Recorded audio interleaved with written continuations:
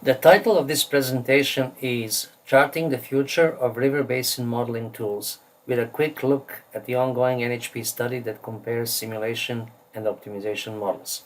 I'm Dr. Nesha Ilic, member of the TAMC team. The next slide contains the presentation layout. First, we will review the Upper Krishna Basin model test. Then we'll talk about the reservoir rule curve concept and why I believe it's becoming outdated. We will talk about using mathematical optimization for reservoir operation, both for drought management and flood management. We will review the need for benchmark test problems, and finally we'll give some guidance for future outlook. The Upper Krishna Basin model was designed to test all reservoir modules that were included in the DSSPM. I believe you will hear enough about the DSSPM in this seminar that there is no need for me to talk more about it. But just to outline the importance, there were 4 reservoir modules included. Originally, these were the Mike Basin, Hek Recip, and the Riverware, which was eventually replaced with the WebBM. The test run is based on the operating rules that were obtained from the state of Maharashtra Reservoir Operational Manual. And the same inflow and water demand data were used for all the models based on the historic unregulated flows that were developed as part of the input data. The operating rules from the state of Maharashtra Water Operations Manual are very simple. And the reason why this test was selected and designed was to basically test the simulation models. And the simulation rules are as follows. The Dome reservoir, which is shown in this case, has a full supply level of 747.7 meters. The first zone that you see here can be emptied in order to maintain the full supply level, which is 100% of demand on all downstream blocks. We have selected here the blocks that share equal deficits. So there is also drinking water in industry, which has the highest priority. It's not part of the sharing. But it's interesting to see how the sharing works. Once we reach this level 743.9, there will be no further reduction in storage until the demands are first reduced to 90% of their target demands. In other words, we are managing both storage and demands simultaneously in a stepwise manner. So if we continue to have drought conditions spreading into the subsequent weeks, then we will allow additional drawdown to 739.84 meters. This level will not be violated if the conditions continue to worsen. We are going to see additional reduction in demands to 80% of the original targets. You will notice that when these blue lines go down, they weren't down simultaneously. They didn't go down one by one. In other words, all these blocks are going to share deficits equally, and this is mathematically expressed with the equation that you see at the bottom of the page here. In other words, the ratio between supplied and demanded amount for each block remains the same. This is what the Upper Krishna Basin model schematic looks like. This is not uncommon for modern river basin systems, and at this point we can simply explain the rules. The Dome Balakwadi reservoir is smaller and it's located upstream of the dome storage, and its primary purpose is to supply water for this interbasin transfer. If it is full and there are spills, in addition to supplying water to interbasin transfer, its spills are going to be retained in dome storage. Other than that, there is intermediate runoff between the Balakwadi and dome, and that is captured by dome storage. Dome storage has the highest priority for drinking water and industry. And then there are these irrigation blocks that you can see here, DRBC1, Kavata Kanjal, Vasna Lift, Wagner Lift, and DLBC1. Those blocks should be sharing deficits evenly, if there are deficits. Deficits happen whenever dome storage drops below one of its threshold levels. Finally, there is this JK block, which is also supplied from dome storage, but it also receives a lot of local runoff into node 3 and local runoff into node 8. And it also receives E-flows from Kanker storage. So there is a combination of different supplies. In case there are deficits and these supplies are not sufficient, it is capable of drawing storage at Dome Reservoir as well. The other two reservoirs have similar rules. They operate in parallel and they feed the same canal that you can see here with the D11 and D15 branches. It is an existing system and the operating rules again are taken from the state of Maharashtra manual. So let's now review the status of the model testing. It started on the 15th of February of this year. We now finally have the Mike Hydro Basin solution. It was completed. We went through several iterations and DHI is claiming this is the best they can do. We have still identified numerous issues with this solution. There is the WebBM solution completed by TAMC and the RIBASIM solution completed by DeltaRes, who, although they're not part of the DSSPM, they volunteered their solution for this study. The RESIP solution has been completed, but we have identified a number of issues. It was just completed recently, so we're waiting to see if NIH can possibly improve the solution. Similar situation is with the WEAP model, which does use some form of optimization. It uses a network flow solver and so-called preemptive programming.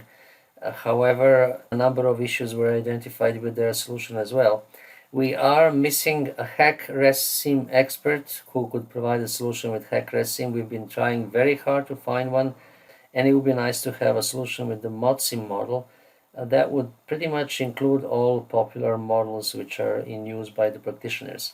And as one common conclusion, none of the simulation models that were tested so far could offer a reasonable solution to this test problem. So where do we go from here? There is going to be a comprehensive report on the performance of all tested models. This will be submitted to NIH, CWC, the World Bank, and possibly to any interested implementing agency for their own evaluation. Following this evaluation, a meeting should be held. The recommendations for future expectations of modeling tools should be jointly issued after sufficient evaluation and deliberations. And also selected modeling methodologies should also be evaluated by the agencies for compilation of future river basin master plans. There should be some standardization regarding this in India after this evaluation has been completed. Let's review the history of all these developments now. The first models that were created were simulation models. They used something called the standard operating rule for reservoirs, which was very simple.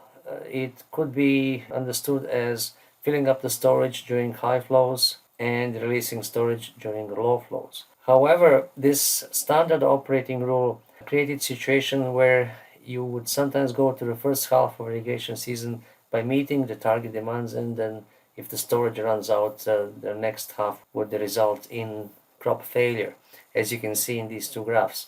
In order to avoid this, the concept of rule curve was introduced, where, as you can see in this picture, similar to the previous slides, demand targets are shown as the dotted line, and in the first 40% of the irrigation season, we can see the demands are met, while the rest of the season the reservoir runs empty and the demands are not met. In order to avoid this, the concept of rule curve has been introduced, which essentially is a trajectory of target levels that should not be violated. If this is the case, the first year would probably look much better than what we see in the graph below. In other words, we would have some water left over for meeting the demands for the remainder of the irrigation season. However, when you have two back-to-back dry years, you are unable to refill the storage. The problem with these standard rule curves is they always assume that storage starts from being full. In this particular case, you cannot follow the rule curve because you simply cannot reach the desired levels during the dry year, and the entire rule curve concept fails. So the rule curve issues are filling the storage is not always possible. Water rationing rules are not used in order to create rule curves, and the same rule curve shape is typically used in the models every year, which creates problems because if you look at potentially a year where you cannot follow the desired target levels, such as the one shown here, you have to decide now at the beginning of the dry season what to do. How will you try to match the rule curve which is so far from the current storage levels? Well, you have now several trajectories which you have to create on your own. This is one potential trajectory, and this means that in the beginning of the irrigation season you may enforce some higher level of deficits in order to save more storage while water is needed downstream.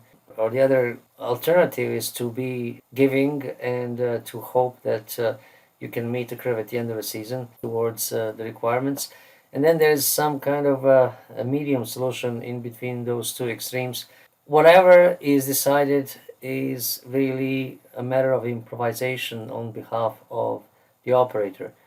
In order to avoid these hand-drawn rule curves, which are fixed from year to year, basically determined by trial and error by the modelers using simulation models, we have a better approach, and that is to use multiple time step solution with optimization models. You see a very simple schematic here of one reservoir. There is one inflow starting storage. There is the outflow channel for downstream water users. There is one user here with the irrigation block shown with the demand D and supply Y. And there is this dashed line which connects the reservoir to the next time step. So the ending storage, which is the dashed line, can automatically become the starting storage for the next time step. And we can include this for as many time steps as we want. Essentially, it's the same physical system that we are solving in multiple time steps. This will allow the model to create the rule curve. In other words, it will give us the best rule curve possible as part of the model solution. If we also include one more constraint, and that is that the ratio between supplied and demanded amount is the same for all time steps, as you can see down here, then the model will do two things simultaneously. It will optimize the rule curve shape, and it will also optimize the deficits. It will spread them evenly, in other words, throughout the entire irrigation season. We will never run into a situation where we have crop failure. This is equivalent to the model telling you how much you can irrigate every year and what would be the best way to use the available storage given the known inflows and given the known starting level at the beginning of an irrigation season. And this is very valuable information because if you look at particular examples here, we'll be showing you one example that was recently presented at India Water Week, where we were experimenting with the Bana Reservoir in Narmada River Basin. Here are these perfect roll curve solutions that you can see for the first 22 years, and the one that we zoomed in on is the fourth one here for 1975, and this is how the deficits were handled during the very same year. So you can see equal deficit distribution, and you can also see the perfect shape of the rule curve. Here are all these rule curves, and you can see how different they are from year to year. Right now in simulation models we are modeling this with a single rule curve that is fit for all years. In fact, what we see from the model, from an optimization model, is what they should really look like. They are very different from year to year because hydrology is very different from year to year, and also the starting storage levels are different. If you now pick these 8 driest years, which have reached the bottom of the life storage, and you see 6 of them in the first graph and 2 of them in the second graph, and you sort of plot them together, or you list them together as shown in the next slide, where you see the numerical values of the ending elevations for the 10th of July for each of those selected years, which were very dry. We can also see the deficits that were derived by the model for the very same years. So we now have some insight into what level of demand reduction is associated with these driest years. And we can also calculate the average elevation for the end of each time step here. We can also use different statistics, but I guess the average is the easiest one to use. Starting from here, we can create these estimates for very dry, for median, and for normal year, as you have seen here with different colors and a different selection of simulated years. The averages would correspond to these rule curves for a typical wet year, median year, or a dry year. Now we no longer talk about a single line as a rule curve. We talk about the operating zones, or the comfort zones as some people prefer to call them. So if the storage level happens to be above the blue line, then we will have no reduction in demand. The demand is going to be kept at 100%. If the storage level is anywhere between the blue line and the orange line, we will be reducing demand by 20%. And further down, if it's between the orange line and the gray line, we will be reducing the amount to 65% of the target level. These are very easy to follow rules. If we apply them, we'll be able to compare how far off we are compared to the perfect solution we were getting. The perfect solution is the blue line, and the operating rules, time step by time step, produce these levels which are shown with the dashed dark line. So you can see that the rule-based simulation in this particular case is not very different from the perfect operation derived by the optimization model that was based on the perfect foreknowledge of inflows. This is also visible when you compare the deficits. Irrigation deficits with the blue line correspond to the perfect solution with perfect foreknowledge of flows and starting levels. And the simulation, which was only based on a single time step and the following of the derived operating rules, is shown as the orange lines. The average annual difference is only 2.5%. There is one more very powerful way to use the results of multiple time step optimization to create the so-called dynamic reservoir rule curves. This, however, involves the use of stochastic hydrology for generating longer input series. Typically, our historic input series are between 50 and 100 years, and we can generate statistically similar series for many more years, 1,000 years or even more. That would allow us to create 1,000 years of perfect solutions or perfect rule curves. I'm showing here only a small section of such a solution that was created for the Tava reservoir. In this study, you can see how different the rule curves are from year to year. Even when we start from the full reservoir, the ending elevation for the season can be very different. If we move on and imagine that we can now plot all these rule curves simultaneously on the same plot, let's see what it looks like if you look at 100 of them. And this is the kind of plot we get. If we now go on plotting all 1,000 of them, everything would look kind of covered by the gray area if all the lines were gray. And somebody may say, well, this is not going to help us very much. But imagine that we're deciding now to look only at the subsection of these solutions. Let's say that we pick the current date, which is the date as of today, and we look at the storage level, and the storage level today, for example, is 345 meters. Let's just select a small subset of all 1,000 solutions or 1,000 perfect rule curves which have the same level as of today. And we're going to get something like this. It's very interesting to see that no matter how we started and no matter where we go, we can forecast the optimal reservoir levels almost perfectly just by looking at how all these curves that we selected, they're almost like a single line. In this particular case, I selected curves which were 5 centimeters above and 5 centimeters below the target level of 345. This range is arbitrary, and this is a way to create dynamic rule curves which will fit any starting levels during any time of the year. This option already exists in the WebBM model, and you can see it right here. There's the dynamic rule curve generator we're working on, including the stochastic solver as well. The final part of the presentation, there's a few more slides that deal with reservoir management during floods. And what we have to realize here is what the issues are. The issues are a shorter time step, local runoff downstream, which has to be taken into account. And one other issue here is that whatever we release from the reservoir over shorter time steps, which are required for modeling floods, is going to be subjected to the routing procedure. The other important thing that we need to develop is the flood damage function, because the goal of managing reservoir releases during flood is to minimize downstream damage from overbank flows. So we need to determine what's the full bank flow capacity, and we need to determine the critical areas downstream. Once we do that, we can get a damage function that looks approximately like this, and it has certain threshold levels that we would like to obey if possible during floods. The example you're looking at here refers to the Damodar Valley Corporation study that was done recently by TAMC. What we did is we used the daily time step and we assumed the full foreknowledge of a 3-day forecast. 3-day travel time is approximately the travel time through the entire basin during floods.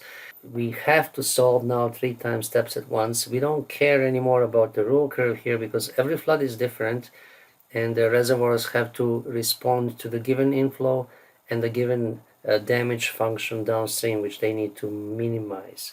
So here's what the system looks like. We were modeling all 5 reservoirs, and all 5 of them were used with their technical specifications in terms of the maximum storage, the normal water levels. These were the full bank capacities. Below Durgapur it was 3,000, and below Jamalpur 2,850, all based on the current operating manual from Damodar Valley Corporation. This is what we got in terms of the results. The blue line that you see here is the flow over the Durgapur barrage, and the red line is the routed flow at Jamalpur. And you can see also the dashed black line, which is the historic floods that were on the record. In the historical period from 1961 to 2017, there were 11 catastrophic floods, and we managed to keep 9 of them within the full bank capacity. Only 2 of them slightly exceeded up to the first level of the damage function that was shown earlier, which means the flood would be up to everyone's knees. Here is what the routed flood, one of those floods that was shown earlier, looks like when it's zoomed in on. You're looking at 2,850 being obeyed and 3,000 being obeyed by the model. And you can see what the model decided to do with the reservoirs. There is absolutely no way that the rule curves can enable this kind of operational reservoirs, because the reservoir decided here to enact a pre-flood drawdown, giving a 3-day forecast before the highest peak, which was at this point not on day 1 but on day 3. The reservoir did the pre-flood drawdown in order to increase the size of the flood storage zone. The model decided to enact a pre-flood drawdown, a small pre-flood drawdown on the Panchet reservoir, and combined it with the increase on the Mainturn reservoir, since the starting level of the Mainturn reservoir was lower. All 5 reservoirs were used to create this kind of output, and this is one of the worst floods that exceeded the full bank capacity. But you can see the exceedance is minimal, and it only lasted for 2 days here and for 1 day at Jamalpur. You can also see the effects of routing between the 2 channels, which is very important to model during floods. So we have a combination of optimization and hydrological routing. And the conclusions and recommendations that I would like everyone to consider is that we can use mathematical optimization to operate reservoirs better, but we do need to develop proper benchmarks, because there is no clear definition of what is truly an optimization or what is simulation. A lot of people are confusing those 2 terms. The estimates of historical natural flows should be developed for all river basins, because they are the basis for doing any planning or flood management studies, and the basin master plans should rely on modern technology to improve management of floods and droughts. For more information, these links are provided below, and also you can contact the NHP office in New Delhi.